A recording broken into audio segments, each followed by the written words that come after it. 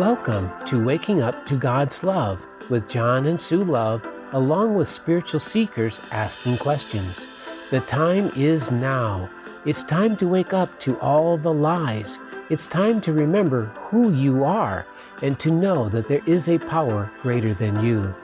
This podcast is all about the awakening process and how to reach the fifth dimension. But what does waking up to God's love have to do with entering the fifth dimension? Everything. Now, after the podcast, be sure to check out our free website, www.wakinguptogodslove.com. And please be sure to like us and subscribe so you never miss an episode. Hi, I'm Sue. And I'm John, and welcome to Waking Up to God's Love podcast. Today's episode is number 25, called Why Is It So Hard to Let Go? In this episode, we will be posing that question to God, asking God, why is it so hard to let go? Then we will share God's response, and we will share our thoughts about what God said and how hard it has been for us to let go.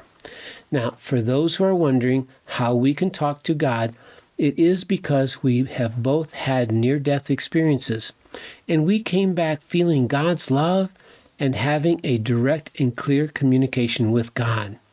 So, we will take turns today sharing God's message. Sue, are you ready to share what God's message is? Yes, I am, and I would love to.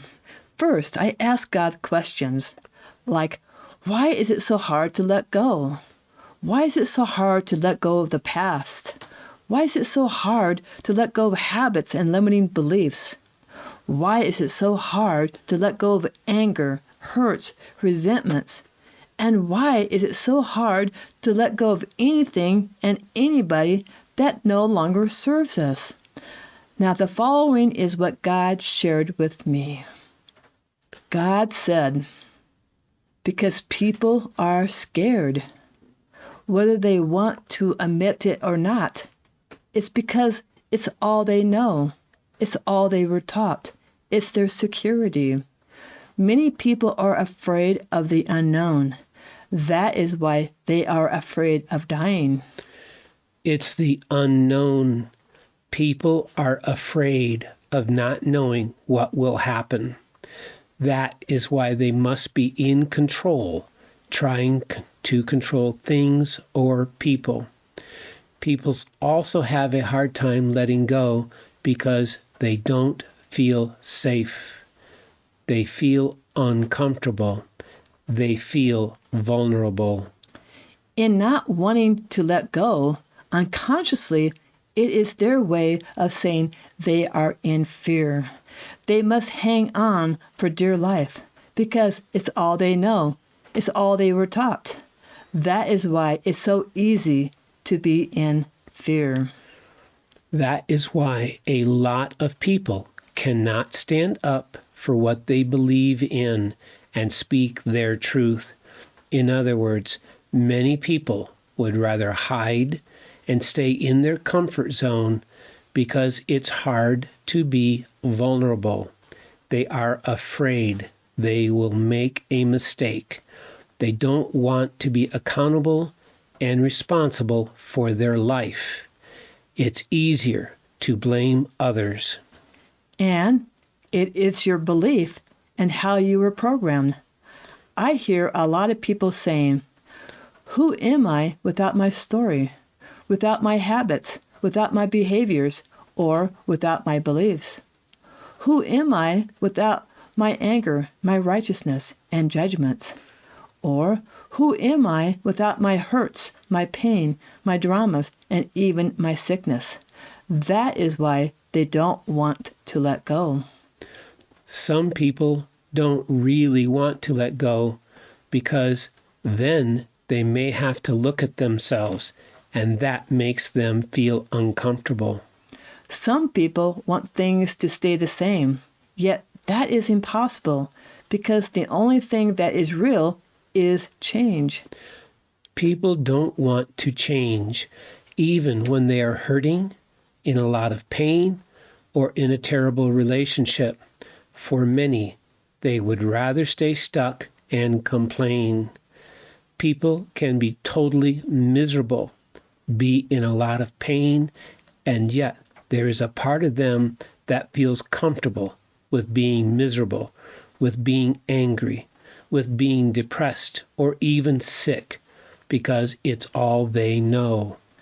I know you want to help them, but there is nothing you can do for them. It's called free will.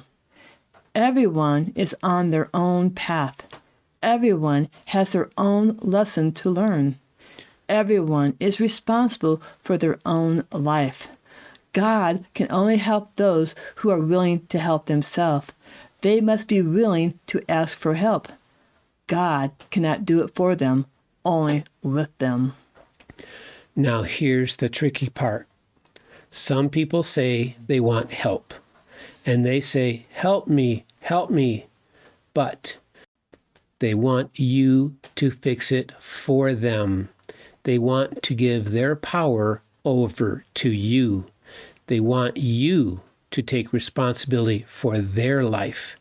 Then they can blame you for their life not working. Everyone must learn that they are the creator of their own life. No one can do it for them. They must be accountable and responsible for their own life, meaning they must own, accept their own behaviors. If they have done something to hurt or harm another person, then they must make it right. They must be conscious of their own thoughts, feelings, and actions. People say, it's so much work to stay conscious all the time. Well, maybe it is, and maybe it isn't. What is it worth? To be happy, to have harmony, or to be healthy? Whether people realize it or not, it's their thoughts, feelings, and actions that create their life or reality. It's all about choice. They can choose to let go of the past that is keeping them stuck. They can choose to let go of a habit or a behavior that is hurting themselves or others. They can choose to let go of people who no longer serve them. They can choose to be happy or sad. They can choose to take action or stay stuck.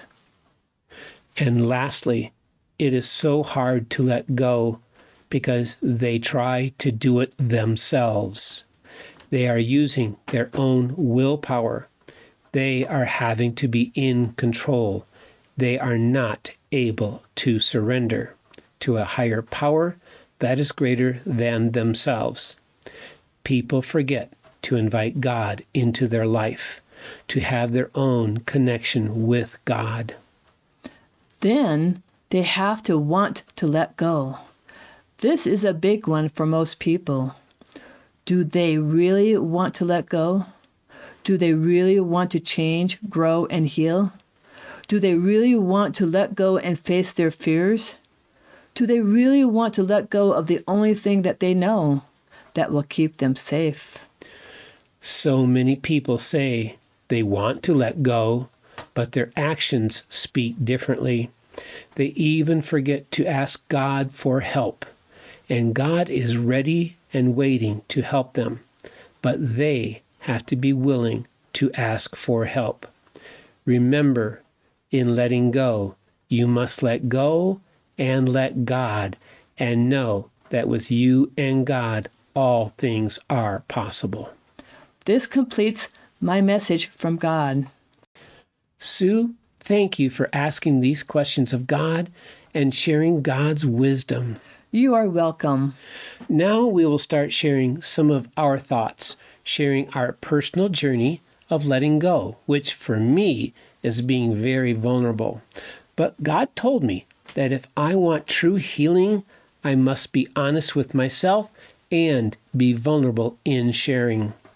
As we are about to share, I have had a very difficult time letting go of many old beliefs, patterns, and behaviors that were no longer serving me, especially in my relationship with Sue. So, Sue, why don't you start? To me, fear is the number one reason why we don't want to let go. Yes, I would agree. The fear of the unknown. And it's hard to let go, especially for those of us who are used to being in control. Yeah, it was definitely me. I know that fear was definitely operating in my life, causing me to be reluctant to change. When I first met John, he told me that he wanted someone who was willing to work on themselves as much as he does. I was so excited about that. Yay! Because I love to work on myself so that I can heal everything and be happy. Well, the first 5 to 7 years of being together, John would not work on himself, only giving me lip service, telling me he wanted to change, when he had no intention of changing his bad behaviors. This would really upset me, and we would get into fights because of it. I could not understand why he told me he wanted to change when he had no intention of wanting to change.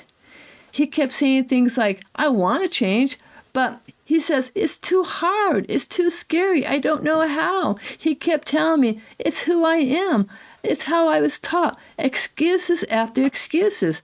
So John, why? Why was it so hard to let go? I had this inner battle going on inside of me. I was programmed to behave that way. I had all these ways of being that I had learned either in childhood or my early adulthood. And even though they may not have been the best behaviors, they were what I knew and what I was familiar with. To change was scary. The unknown can be very scary. Now, when I met Sue, I was just beginning to work on myself, and I knew that I needed a partner that would be willing to grow with me. I didn't realize that Sue was fiercely determined to work on herself, whereas I was only taking baby steps. It soon became apparent that I had to step up my efforts, and I struggled with that. As Sue mentioned, that led to fights. My reasons for not working on myself more were in fact excuses born out of fear, and it took me some time to finally own and accept that truth. I now understand that, but back then it really frustrated me and it made me angry. Speaking of anger, anger was probably John's biggest thing he had to let go of. Sue is right about that. You see, growing up, I developed quite a temper, and I became very adept at using my anger to defend myself against both physical attacks and verbal attacks. And even though I had been trying to let go of my anger, it was my only way of feeling like I was in control. What we found to help John overcome his anger are 4 things. Granted, there are other ways too, but we are only choosing to talk about these 4 things. Number 1, which is the biggie, and that is, do you want to change? Do you want to let go of it? For John, does he really want to let go of his anger? Because you can talk until you're blue in the face that you want to change, but if you don't want to change, it's impossible to change. You've got to make a choice to change. You've got to make that choice. You've got to want to change, not coming from your head, but mean it from your heart. Yes, Sue was trying to get me to change, and I dug my heels in and made up my mind that she was not going to make me change, no matter how much she tried. This led to many battles of will between us, and with us both being warriors, it was sometimes quite intense. Eventually, I had to choose for myself and then make a commitment to myself. I had to make the commitment that I would do whatever it took. Otherwise, it would be too easy to slip back to the old ways. Number 2, recognize you've got a problem. I would yell at John, asking him to stop being angry, but he would not stop being angry at me. Then God said to me to ask John if he even thinks he's got a problem with his anger. To my surprise, John said, I don't have a problem. It's you who has the problem. So how could John let go of his anger if he can't even recognize he has a problem? Sue's right. I did not think I had a problem. You see, I had developed my anger as my go-to defense mechanism, and it was how I survived. Now, as I was still interested in surviving, I didn't think my anger was a problem. I expected Sue to understand that I believed that I needed my anger to survive, and that if she truly loved me, then she would deal with my anger so I could continue to survive. What John did not understand is my sensitivity to anger and how it affected my whole psychic. Number 3, you must own and accept and be accountable for your own actions and behaviors. It's great to recognize the problem, but if you can't own and accept it, then you are choosing to not heal it or change. This was a hard one for me. First, I needed to own and accept that my anger was a problem. This meant that I had to accept that my tried and true defense mechanism was a problem. This meant that I would have to choose to let it go, thus leaving me defenseless. This was very scary. This was difficult for me to do. I was used to being in control and had tried to control my anger with little, if any, success. And this ultimately led us to number 4. Number 4, we had to invite God in and ask God for help. To be honest, you can't do it by yourself. We tried, and it wasn't working. It only made us more frustrated, angrier, and we just wanted to give up. I know for John, he was so programmed to think he could do it by himself. I don't need anyone, he would tell me. And before we started our website, wakinguptogodslove.com, we never thought that much about God. And it never occurred to us to ask God for help. I was always trying to use my own free will. I felt I could overcome my ego. After all, I had been quite successful in using my will to accomplish much in my life. I was sure that I could conquer my ego, my anger, and any other bad behaviors by sheer willpower alone. But it was only through God's help and doing Bibo breathwork, which you can find on our website in the Bibo breathwork tab in our online class. It was only through using Bibo breathwork that I was finally able to make progress. How about you, Sue? Do you care to be vulnerable? Do I have a choice? Yes, I do. But first, I want you to know, John, I am really proud of you. I mean, it takes a lot of strength and courage to share to the world, to be vulnerable and share your flaws. But you know, the thing is, we all have flaws. None of us are perfect. We all have flaws. The flaws are there so we can learn our lessons. So thank you for that, Sue. Yeah. I know for me, for the longest time, all I did was play small. But it wasn't serving me. I really wanted to play big. But I was afraid to play big. It took me years to let go of my fear. There was a part of me that really wanted to play big, but I could not let go of the fear. I did not want it bad enough to face my fears.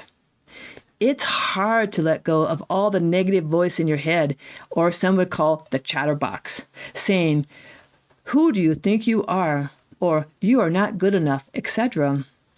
It was easier to just run and hide.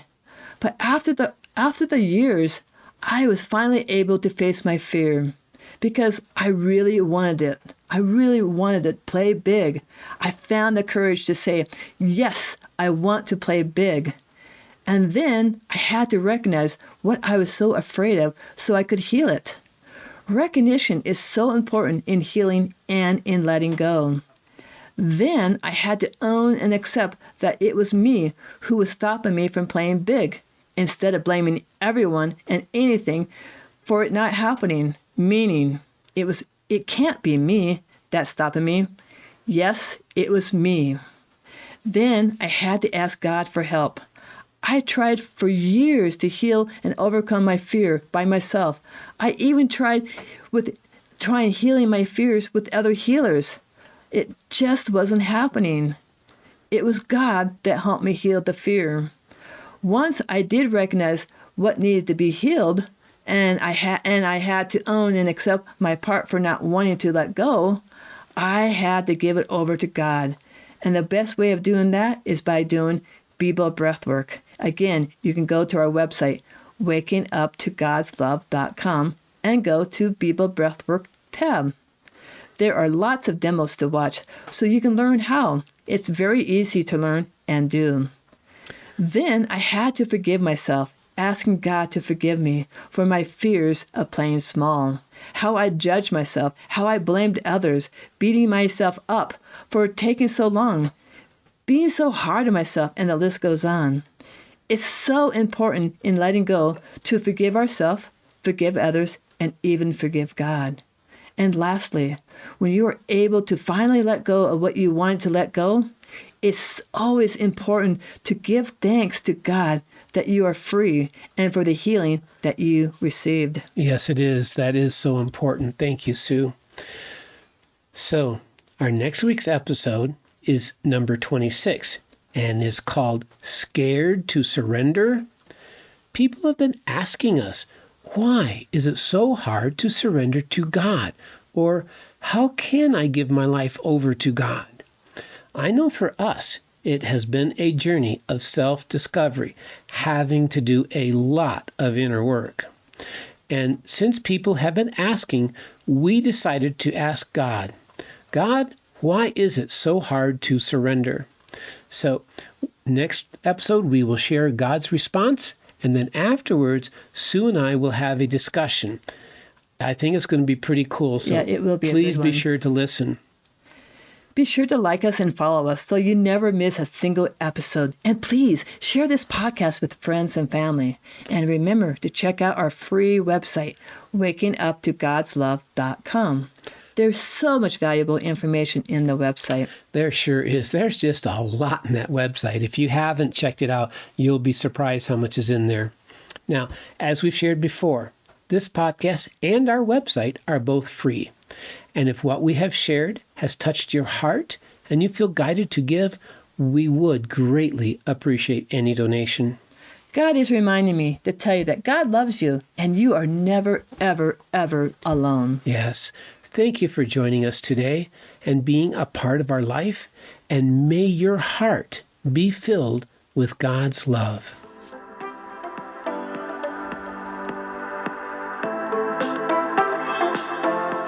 We hope you have enjoyed our podcast today. Please be sure to go to our free website and check out everything that Waking Up to God's Love has to offer. The website is www.wakinguptogodslove.com. If you have enjoyed this podcast, then please share with friends and family.